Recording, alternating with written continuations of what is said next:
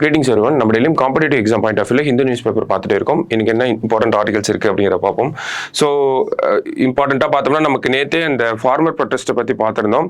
So நேற்று paper பார்க்காதவங்க ஒருக்கா பார்த்துக்கோங்க. எம்எஸ்பினா என்ன, எம்எஸ் சுவாமிநாதன் கமிட்டியை பற்றி இவங்க ஏன் பேசுகிறாங்க, அந்த மாதிரியான விஷயங்கள் நேற்றே டிஸ்கஸ் பண்ணியிருந்தோம். ஸோ இன்றைக்கும் அந்த ஒரு விஷயம் தான் ஹெட்லைன்ஸில் கொடுத்துருக்காங்க, சரிங்களா? ஸோ அதை பற்றி நம்ம ரொம்ப டீப்பாக பார்க்க தேவையில்லை, நேற்றே நம்ம அதை அனலைஸ் பண்ணியிருந்தோம், ஓகேங்களா? ஸோ அடுத்தது இந்த இடத்துல பார்த்தோம்னா TN House passes resolutions against delimitation and one nation one election proposal அப்படிங்கிறத சொல்லியிருக்காங்க. ஸோ 2 தீர்மானங்கள் கொண்டு வந்திருக்காங்க. எதற்கு எதிராக அப்படின்னு பார்த்தோம்னா இந்த ஒரே நாடு ஒரே தேர்தலுக்கு எதிராகவும் இந்த தொகுதிகள் மறுசீரமைப்பு பண்ணுவாங்க, ஓகேங்களா, வரையறைவு பண்ணுவாங்க. ஸோ அதற்கு எதிராகவும் பண்ணியிருக்காங்க. ஸோ இதில் டீலிமிட்டேஷன் அப்படின்னு பார்க்குறப்போ நம்மளுக்கு இந்தியாவில் இப்போதைக்கு இருக்கக்கூடிய தொகுதிகள் எல்லாமே 1971 சென்சஸை பேஸ் பண்ணி தான் இருக்கு, சரிங்களா? ஸோ இந்த நடைமுறை 2026 வரைக்கும் இப்படி தான் இருக்க போகுது. 1971 சென்சஸை பேஸ் பண்ணி தான் 2026 வரைக்கும் நமக்கு தொகுதிகள் அப்படிங்கிறது இருக்க போகுது. ஸோ அதுக்கப்புறமா வரக்கூடிய அந்த ஒரு எலெக்ஷன்ஸ் இருக்கும் இல்லையா? ஸோ அதுக்கப்புறமா என்ன பண்ணுவாங்க அப்படின்னா ரீசெண்டாக இருக்கக்கூடிய சென்சஸை எடுத்து வச்சு டீலிமிட்டேஷன் தொகுதிகளை மறுபடியும் மறுசீரமைப்பு பண்ணுவாங்க பாப்புலேஷன் பேசிஸில், சரிங்களா? ஸோ இதெல்லாம் தென் மாநிலங்கள்லாம் என்ன சொல்றாங்க அப்படின்னா 1971 சென்சஸை பேஸ் பண்ணியே தொகுதிகள் அப்படிங்கிறது இருக்கட்டும் அப்படின்னு சொல்றாங்க. ஏன்னா 1971க்கு அப்புறமா இந்தியாவில் பாப்புலேஷன் அப்படிங்கிறது தொடர்ச்சியாக கம்மியாயிட்டே வந்துச்சு. அதுல முக்கியமான ரோல் பிளே பண்ணது தென் மாநிலங்களா இருக்காங்க. சதர்ன் ஸ்டேட்ஸ் தான் வந்து பாப்புலேஷனை நல்லாவே கம்மி பண்ணியிருக்காங்க கம்பேர்டு டு நார்தன் ஸ்டேட்ஸ். இப்போ வட மாநிலங்கள் அப்படின்னு பார்த்தோம்னா அங்கே பாப்புலேஷன் அதிகமாக இருக்குது, தென் மாநிலங்கள் அப்படிங்கிறது பாப்புலேஷன் கம்மியாக இருக்குது, சரிங்களா? ஸோ இந்த தொகுதிகள் மறுசீரமைப்பு அப்படிங்கிறது எதன் அடிப்படையில் நடக்கும் அப்படின்னா பாப்புலேஷன் அடிப்படையில் தான் நடக்கும்.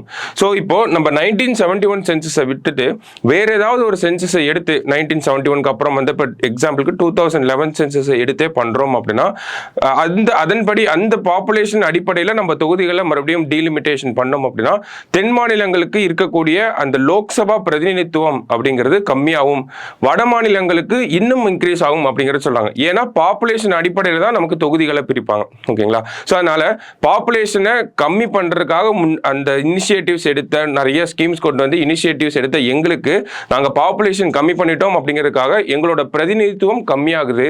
ஆனால் பாப்புலேஷன் கம்மி பண்ணாமல் கண்ட்ரோலில் பண்ணாமல் அப்படியே விட்டுட்ட அந்த நார்தன் ஸ்டேட்ஸுக்கு வந்து பிரதிநிதித்துவம் அதிகமாகுது. இது என்ன நடைமுறை அப்படிங்கிற ஒரு கேள்விதான் எழுப்பி இருப்பாங்க, சரிங்களா? ஸோ பாப்புலேஷன் கம்மி பண்ண நமக்கு பிரதிநிதித்துவம் அப்படிங்கிறதும் கம்மி ஆகுது இல்லையா? ஸோ அதுதான் இந்த இடத்துல ஒரு எதிர்த்திருப்பாங்க. அதை எதிர்த்து தான் தீர்மானம் அப்படிங்கிறதும் போட்டிருப்பாங்க. ஸோ இருந்தாலும் 1971 சென்சஸ் அப்படிங்கிறது 50 வருஷத்துக்கு முன்னாடி வந்தது, சரிங்களா? அந்த சென்சஸையே நடைமுறைப்படுத்திட்டே இருக்க முடியாது. கண்டிப்பாக ஒரு கட்டத்தில் நம்ம வேற சென்சஸை பேஸ் பண்ணி இந்த ஒரு டீலிமிட்டேஷன் தொகுதிகளை மறுசீரமைப்பு அப்படிங்கிறது பண்ணணும். ஏன்னா இன்னொரு தடவை சொல்றேன், தொகுதிகள் அப்படிங்கிறது பாப்புலேஷன் அடிப்படையில் இருக்கு. ஸோ 1970s அந்த காலகட்டத்தில எல்லாம் ஓரளவுக்கு ஏறக்குறைய ஒரே மாதிரியான பாப்புலேஷன் அப்படிங்கிறது இருந்துச்சு. அதுக்கப்புறம் பார்த்தோம்னா வட மாநிலங்களில் பாப்புலேஷன் அதிகமாக தான் ஆச்சு, தென் மாநிலங்களில் பாப்புலேஷன் கம்மி ஆகிட்டே வந்துச்சு. ஸோ இப்போ பாப்புலேஷன் அடிப்படையில் நம்ம தொகுதிகளை எப்பயுமே பிரிக்கிறோம். இந்தியாவில் பாப்புலேஷன் அடிப்படையில் தான் பிரிக்கிறாங்க.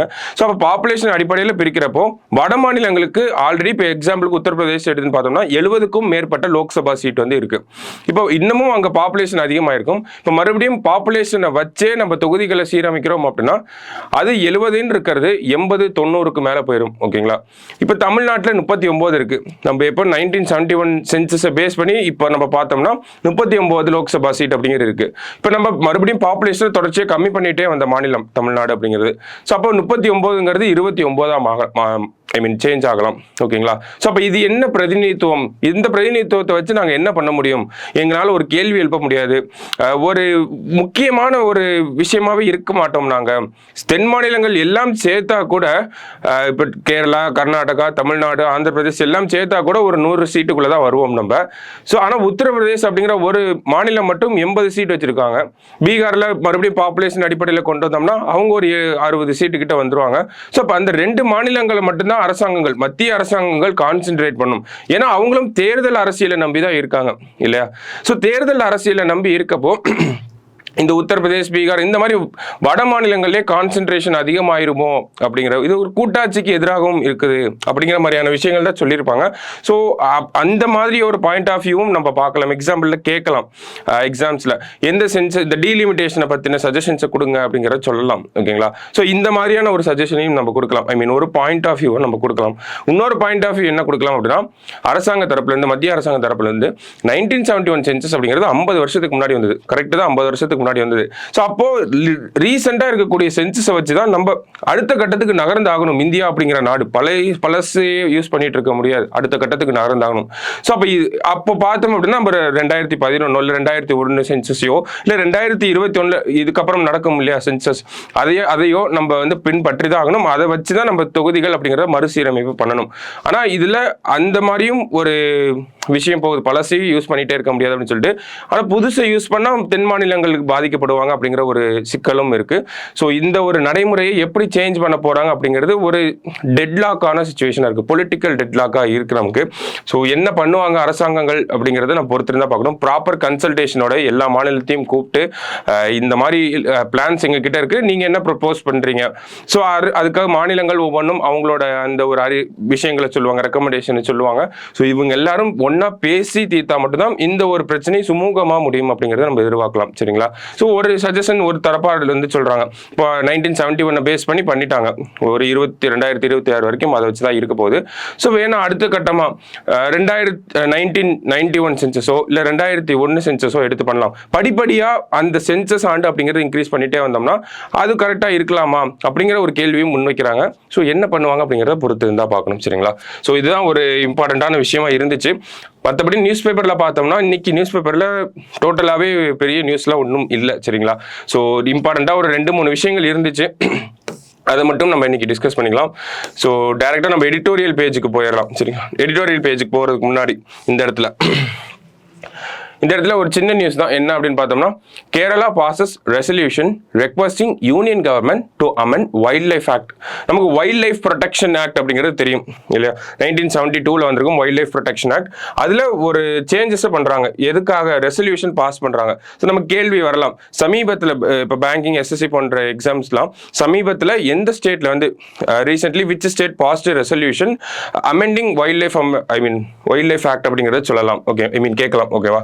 ஸோ கேரளா பாஸ் பண்ணியிருக்காங்க. எதுக்காக இதோட இந்த ஒரு ரெசல்யூஷனோட அப்ஜெக்டிவ் அப்படிங்கிறது என்ன அப்படின்னு பார்த்தோம்னா, அவங்க என்ன சொல்றாங்க, to mitigate human wildlife conflicts அப்படிங்கிறத சொல்றாங்க. அதாவது மேன் அனிமல் கான்ஃப்ளிக்ட் அப்படிங்கிறத நம்ம படிச்சிருப்போம் என்விரான்மெண்டல் சயின்ஸ்ல.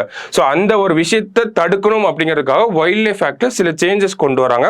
சேஞ்சஸ் கொண்டு வந்து அவங்க சில நடைமுறைகளை பின்பற்ற போறாங்க. அதுதான் இந்த இடத்துல நம்ம பார்க்குறோம். சரிங்களா?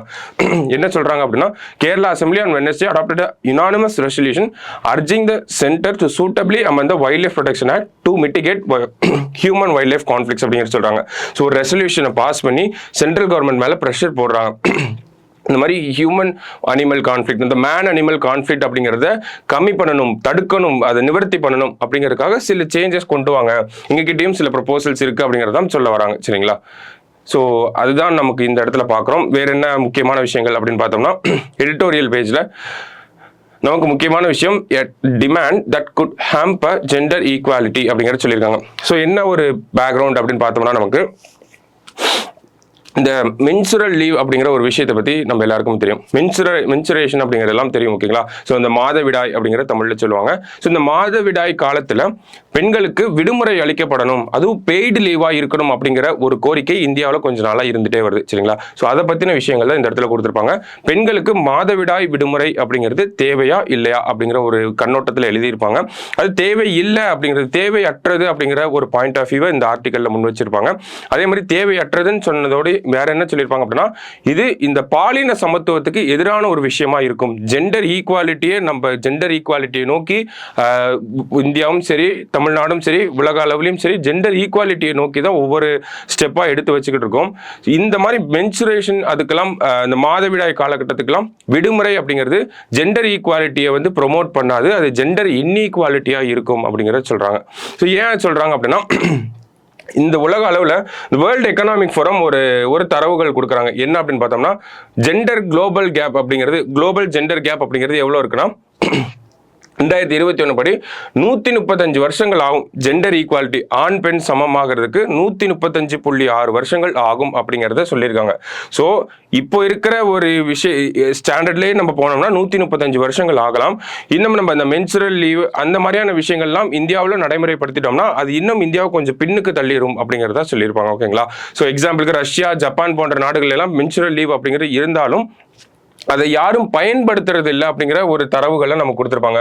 என்ன சொல்லியிருக்காங்க அப்படின்னா only 0.9% of women in workforce அப்படிங்கிறத கொடுத்துருக்காங்க. ஜப்பானில் இருக்கக்கூடிய workforce, women workforce இருக்காங்களே, பெண் வேலையாட்கள், அவங்களில் 0.1%க்கும் குறைவாக இருக்கவங்க தான் இந்த மென்சுரல் லீவ் எல்லாம் எடுத்துக்கிறாங்க அப்படிங்கறத சொல்லியிருக்காங்க. ஸோ அது ஒரு தேவையற்ற விஷயம், தேவையற்ற டிபேட் அப்படிங்கிறத சொல்றாங்க.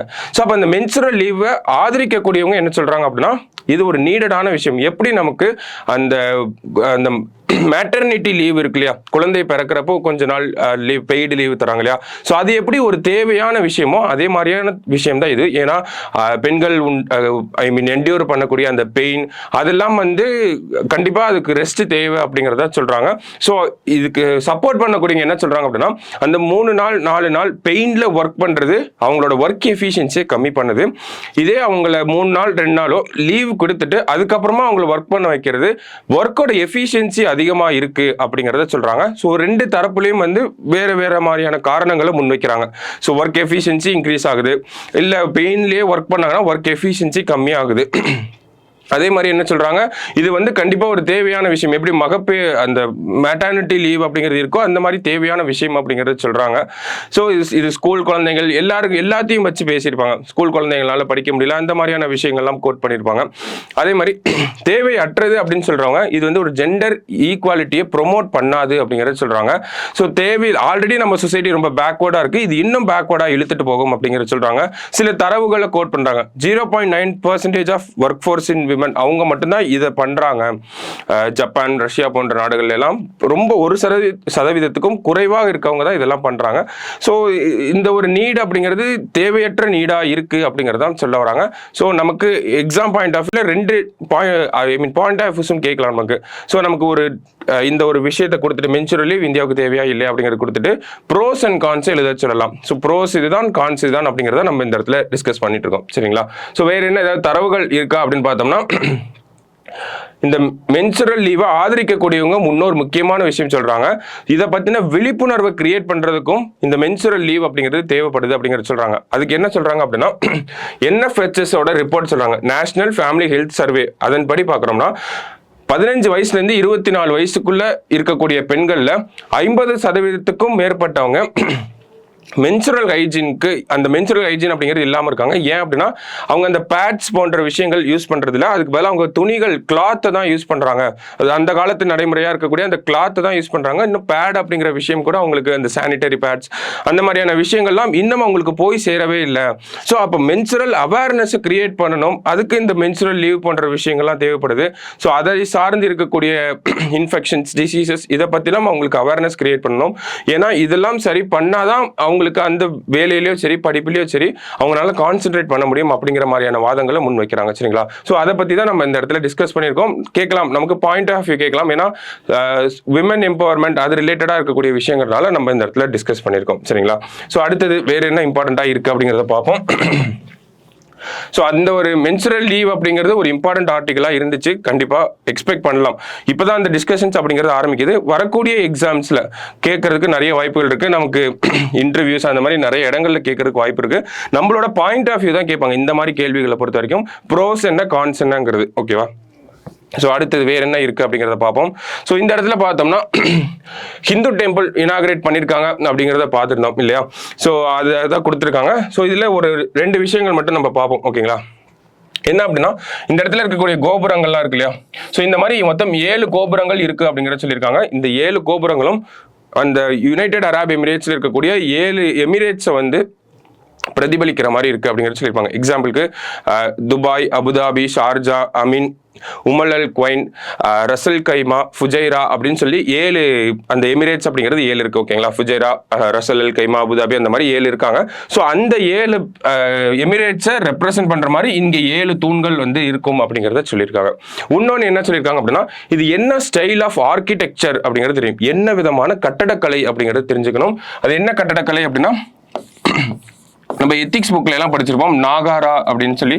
நாகாரா அப்படிங்கிற அந்த திராவிட கட்டடக்கலை, வேசரா கட்டடக்கலை, நாகாரா கட்டடக்கலை அப்படின்லாம் படிச்சிருப்போம் இல்லையா. ஸோ அதுல நாகாரா அப்படிங்கிற அந்த ஒரு கட்டடக்கலை கீழே தான் இந்த அபுதாபியில இருக்கக்கூடிய ஹிந்து டெம்பிளும் வருது. நமக்கு அயோத்தியில திறக்கப்பட்ட ராமர் கோயிலும் வந்து இதே நாகாரா கட்டடக்கலை கீழே தான் வருது. சரிங்களா. ஸோ இது 2 விஷயங்களும் நம்ம இந்த இடத்துல தெரிஞ்சுக்க வேண்டிய விஷயமா இருக்கு. ஸோ அடுத்தது வேற என்ன இருக்கு அப்படின்னு பார்த்தோம்னா,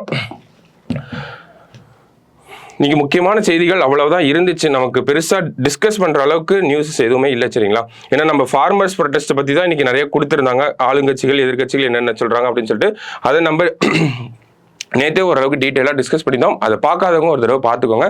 பட் ஸ்டில் இன்னைக்கு நியூஸ் பேப்பரில் பார்த்தப்ப அந்த தொகுதி வரையறை டீலிமிட்டேஷன், ஒரே நாடு ஒரே தேர்தலுக்கு எதிராக தமிழக அரசாங்கம் ஒரு 2 தீர்மானங்கள் கொண்டு வந்திருக்காங்க. ஸோ அதை பற்றி பார்த்துருந்தோம். கேரள அரசாங்கம் ஒரு ரெசல்யூஷன் கொண்டு வந்திருந்தாங்க. எதுக்காக அப்படின்னு பார்த்தோம்னா, இந்த வைல்ட் லைஃப் ப்ரொடெக்ஷன் ஆக்டை வந்து திருத்தணும். எதுக்காக திருத்தணும், இந்த மேன் அனிமல் கான்ஃப்ளிக்ட் அப்படிங்கிறத தடுக்கிறதுக்காக ஒரு சில திருத்தங்கள் கொண்டு வாங்க ப்ரொபோசல் வச்சிருக்காங்க. ஓகேங்களா. ஸோ அடுத்த கட்டமாக இந்த மென்சுரல் லீவ் அப்படிங்கிற விஷயத்தை பற்றி பார்த்துருந்தோம். கடைசியாக ஹிந்து டெம்பிள் அது என்ன கட்டடக்கலை, இந்த 7 தூண்கள் எதை ரெப்ரசென்ட் பண்ணுது அப்படிங்கிறத பார்த்துருந்தோம். சரிங்களா. ஸோ இன்னைக்கு நியூஸ் பேப்பரில் இவ்வளோ தான் இம்பார்ட்டண்ட்டாக இருந்துச்சு. நாளைக்கு நியூஸ் பேப்பரில் மீட் பண்ணலாம். தேங்க்யூ.